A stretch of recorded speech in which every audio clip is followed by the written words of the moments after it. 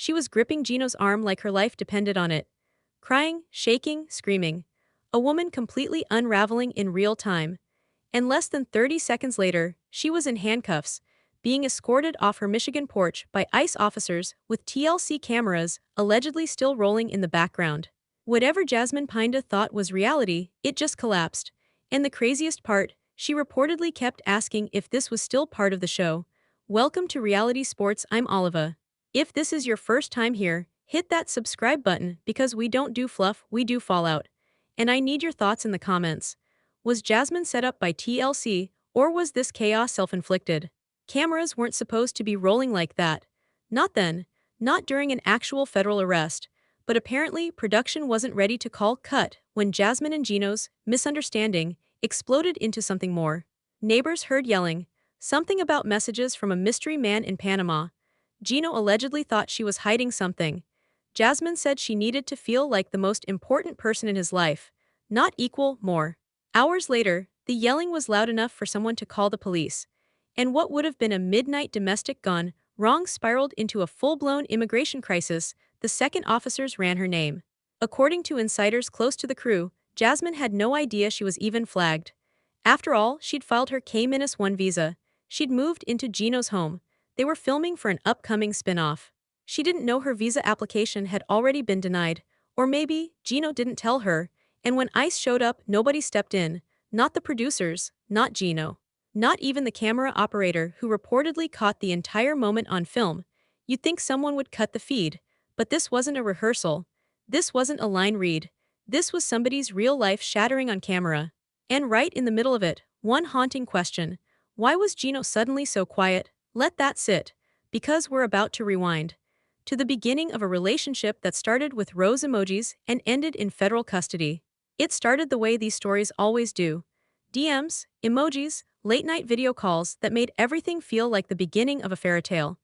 Gino was the quiet, awkward guy from Michigan, with a Michigan State hat glued to his bald head.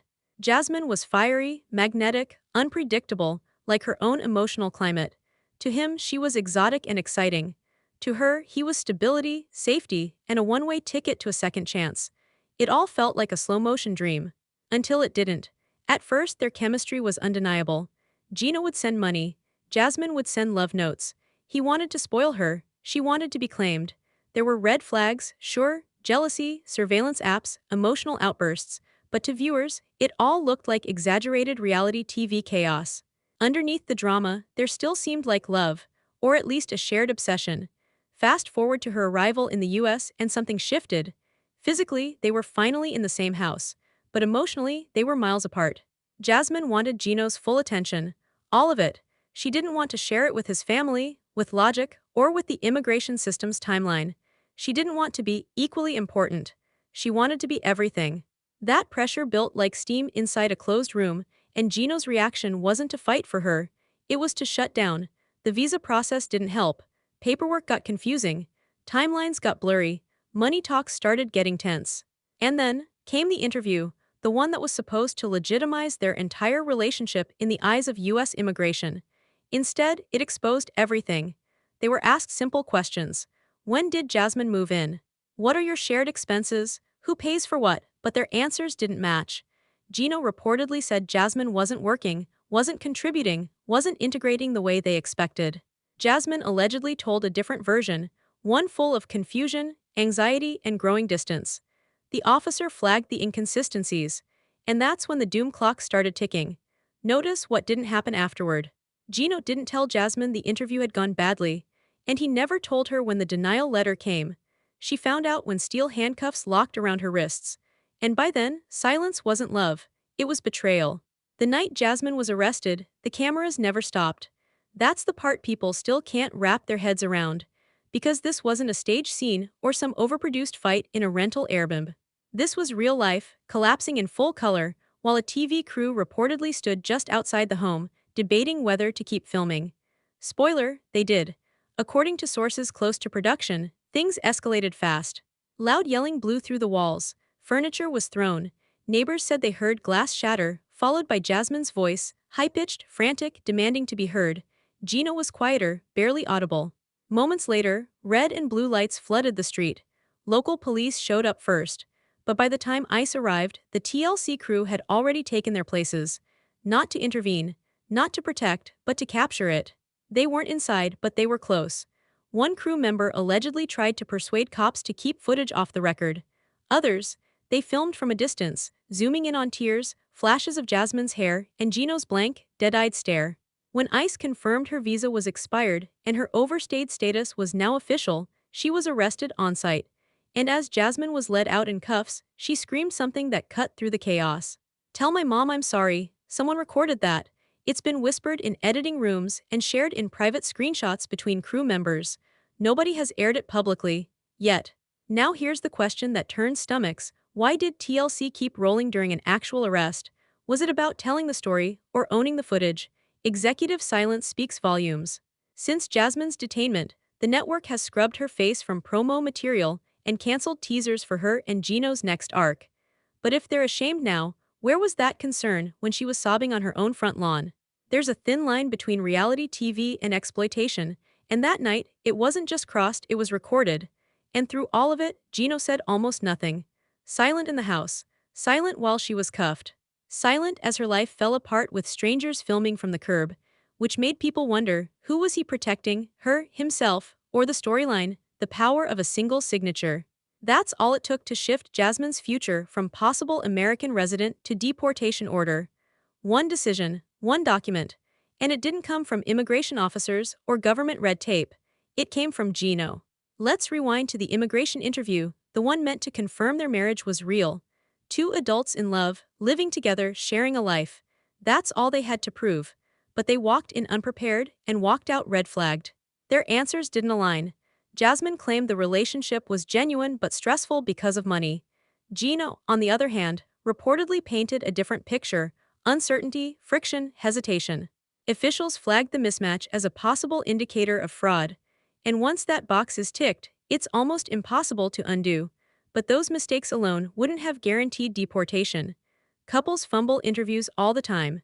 What Jasmine didn't know is that a few weeks later, someone allegedly pulled the plug completely. Behind her back. While she still believed they were working things out. While she was cuddled on the couch next to him, TikToking recipes and filming sponsored skincare hauls. Gino allegedly submitted a formal withdrawal of his financial sponsorship. Quietly, permanently, and that's what triggered a visa denial Jasmine didn't even know had happened.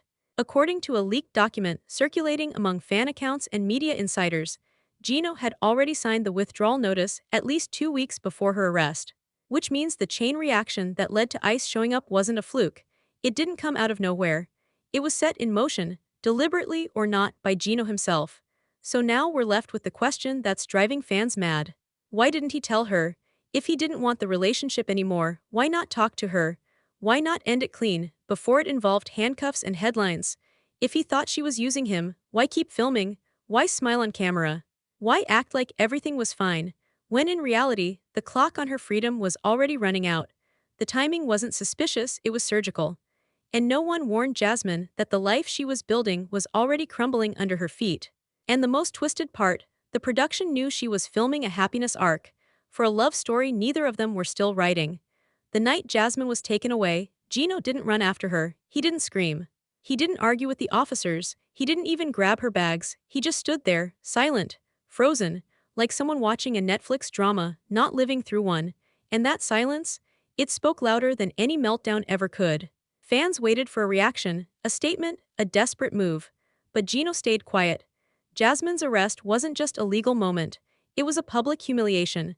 Her future got yanked out from under her, and she sobbed loud enough for neighbors to call it haunting. Hours later, while she was in a holding cell asking for a phone call that went unanswered, Gino was reportedly in a meeting with TLC's legal and production teams. According to insiders, they offered him a deal: control the damage, help reshape the story, be part of the post-Jasmine plan. And he said yes. Not yes to fighting for her. Yes to filming without her. Yes to becoming the center of a solo special that would quietly erase the real story. One producer allegedly described the spin-off as lighter, calmer, a look at Gino healing after a difficult breakup. There was no mention of ICE. No cuffs, no paperwork withdrawals. Just a carefully curated version where Jasmine conveniently went back to Panama to visit family. This enraged fans.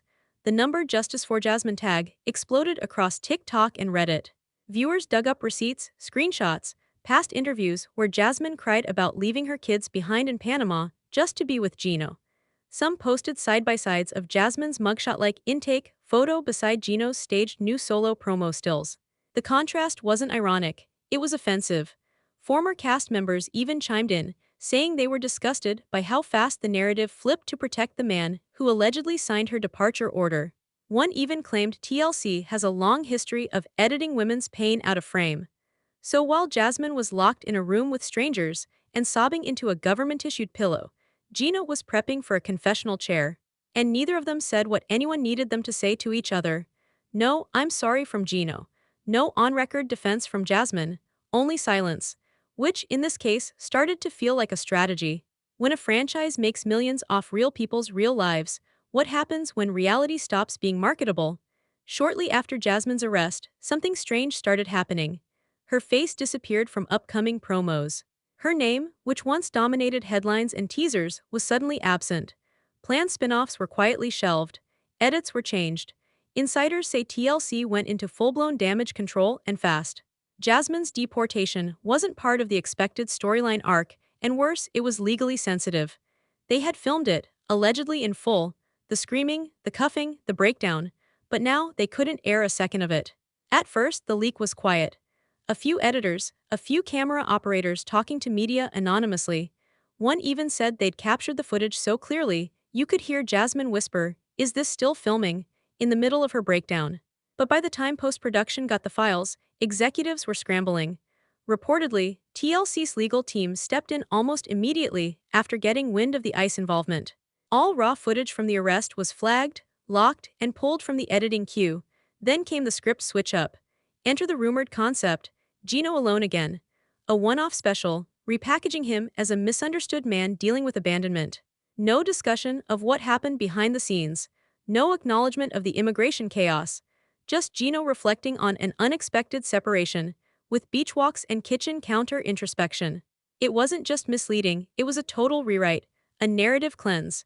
And in this so-called redemption arc, Jasmine wasn't a partner. She was a line item, mentioned as someone who simply decided to go home to Panama to work on herself. Here's the problem. That isn't what happened. Jasmine didn't go quietly, she didn't pack willingly, she was forced out, by federal order, because her visa had been denied, and primarily because Gino revoked his sponsorship. That's not going home, that's being legally removed.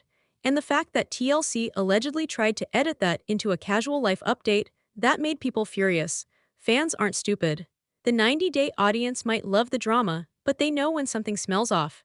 Reddit threads exploded once leaks started surfacing.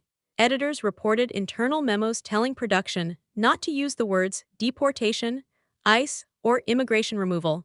Instead, they were instructed to say Jasmine had returned to Panama for personal reasons. Allegedly, even Gino's interviews were pre-apologized in emails, calling them sensitive portrayals of grief, instead of what many fans accused of being rehearsed damage control. This wasn't about storytelling anymore. It was about erasing the parts that made them legally vulnerable and morally uncomfortable. But for Jasmine, this wasn't a script, it was her life.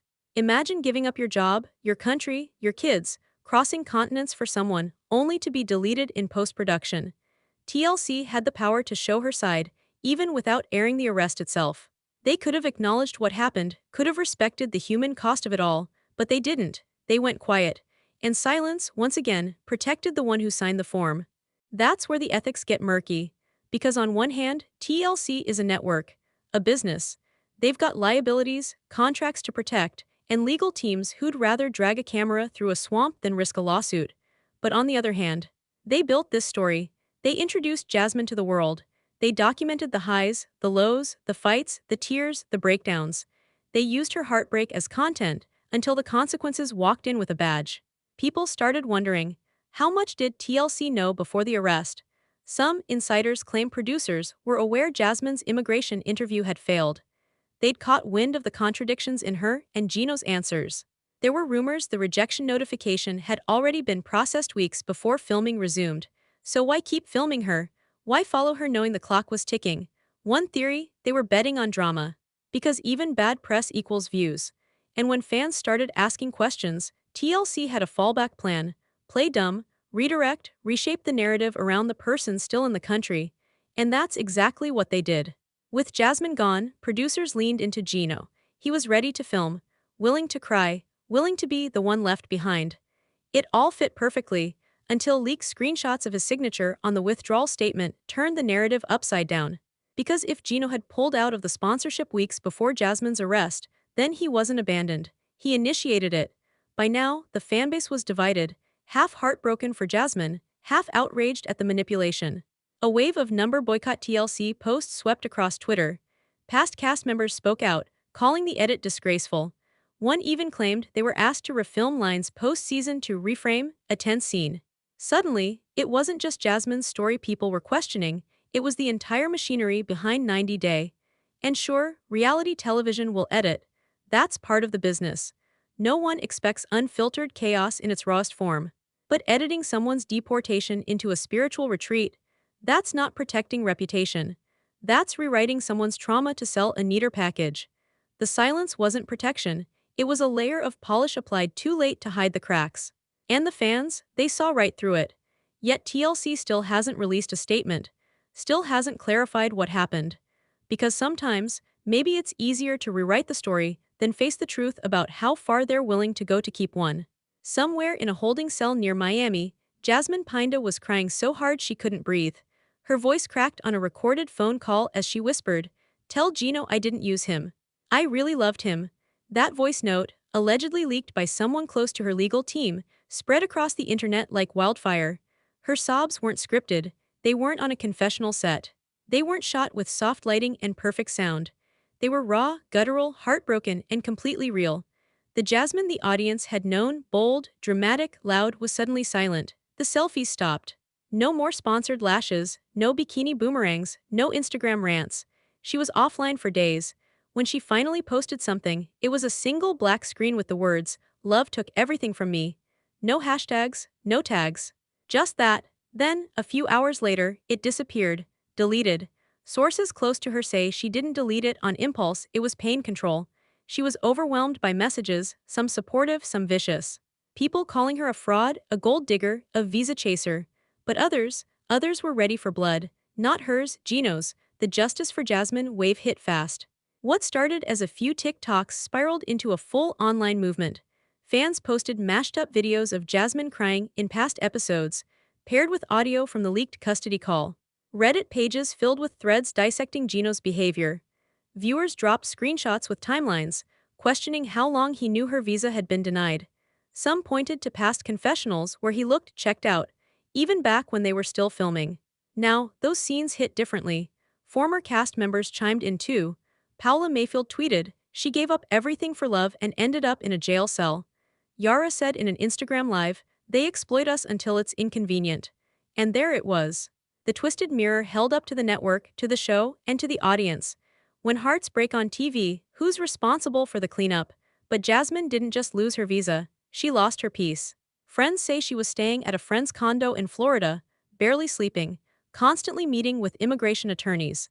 She'd been offered a brief grace period, 30 days to leave voluntarily or face a 10-year ban.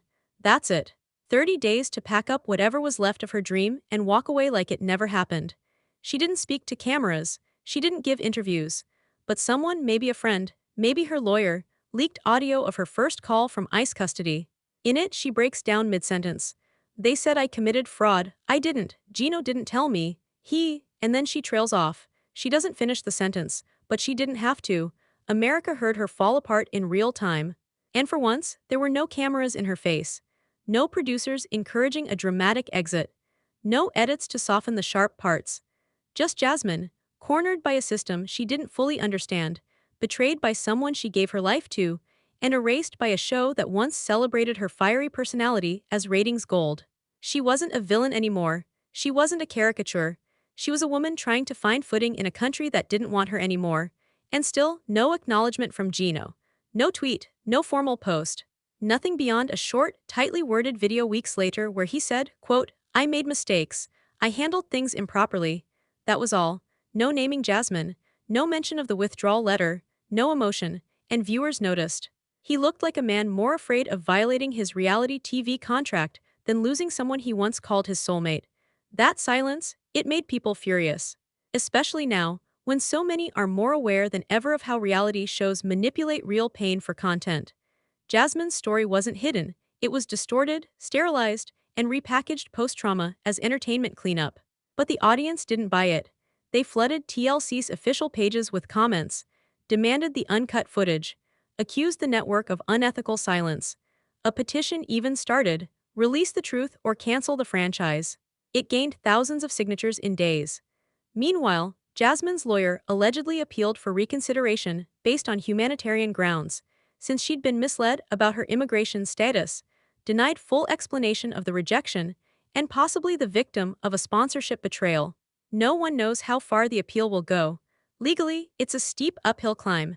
Emotionally, though, Jasmine's story is already reshaping how fans view the 90-day universe. This isn't about one relationship anymore. It's about how easily love stories get rewritten when they become inconvenient. Jasmine gave up everything, her country, her family, her stability. She stepped onto a plane and into a storyline, and when it crashed, she was expected to walk away quietly. But Jasmine didn't walk away. She cried, she broke, and her voice still echoes across every platform where someone dares to ask, who's really writing the endings on the show? And with 30 days ticking down, her story's not over. Not yet. Somewhere between court records, quiet decisions, and a woman sobbing in ICE custody sits one chilling question. Who really pulled the trigger on Jasmine's deportation? To fans, it seems obvious. Gino filled out the paperwork. Gino withdrew his sponsorship.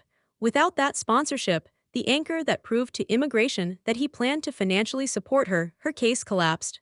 And when the interview didn't go well, instead of standing by her, he allegedly signed the form that kicked off a process she didn't even know had started.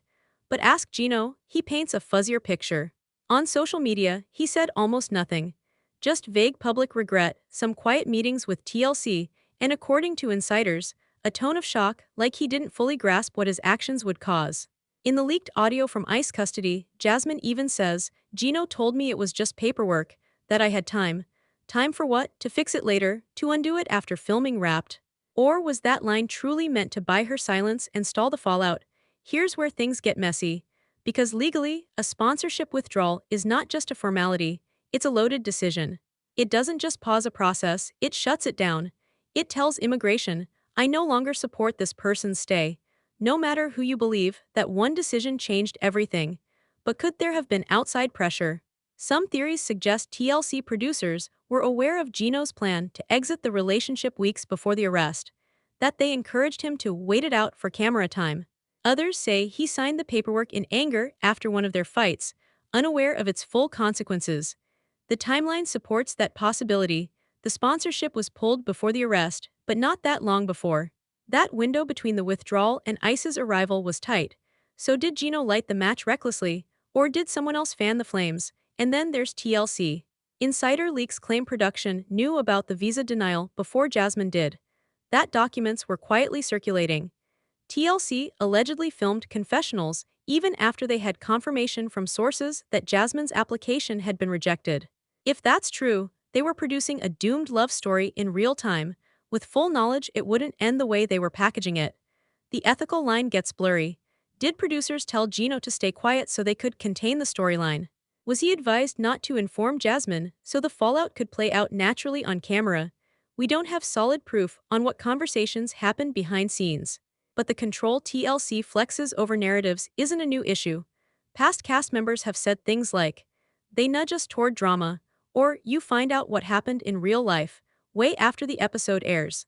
So it's not a leap to believe that maybe the timeline of Jasmine's downfall was edited, trimmed, and reshaped, conveniently hiding when key decisions were actually made. Now fans are analyzing everything, looking at Gino's body language in old scenes, picking apart passive comments, rewatching the immigration interview with subtitles, pausing every 5 seconds to analyze microexpressions. What they see isn't a man caught off guard, but one slowly checking out. Still, is it fair to say Gino orchestrated the entire thing on purpose? Maybe he did feel trapped. Maybe the constant arguments, Jasmine's controlling outbursts, her jealousy over past relationships pushed him to the brink. Maybe he didn't withdraw sponsorship as revenge, but as relief. A quiet exit from a relationship that always felt 10 seconds from explosion doesn't make it noble, but it might make it human. The silence is what haunts people the most. If he had just sat her down and said, "This isn't working, I'm ending it. You need to figure out your visa," we wouldn't have that haunting voice note from an ICE cell. We wouldn't have thousands of fans demanding accountability. What makes this different from every other 90-day breakup is that this one involved federal intervention. The stakes weren't emotional, they were life-altering. So who protected whom? Gino, by staying quiet, protected himself from backlash at first, from Jasmine's public fury, from the raw fallout. TLC, by suppressing the footage, protected their brand, their contracts, their ability to air the next season without lawsuits. And maybe, just maybe Jasmine, by keeping some of her own heartbreak private, protected whatever piece of herself she had left. And that's the heartbreaking part. Because love isn't supposed to end like this, with handcuffs and shut mouths and legal documents no one warned you about. Love is supposed to hurt a little, sure, but not like this. So maybe this wasn't just one person pulling the trigger. Maybe it was three fingers on the same weapon, all pressing at different times. And Jasmine, caught in the crossfire. Now, the legal window is closing fast. And she's got one last shot to speak her truth before she's gone. Is it enough? Or is the next chapter already edited, scheduled, and cleared for broadcast, without her in it? By the time Jasmine stepped onto the beach in Miami, the clock had already started counting down. 30 days to leave the country. No appeal granted. No second chances. She didn't cry on camera this time. TLC allegedly sent a small crew down to Florida to film one last closure scene before she flew out. What they captured, according to a post-production source, was less performance and more a woman who'd run entirely out of energy. She didn't want a dramatic breakdown. She didn't want someone following her around with a mic asking what she would have done differently. There were no sparkly filters, no fake optimism. Just Jasmine alone, walking the shoreline in a hoodie and sunglasses, mumbling under her breath what insiders are calling her last monologue in America. "I believed in love. I ignored everything. I forgive him. But I won't forget." Those words allegedly never aired.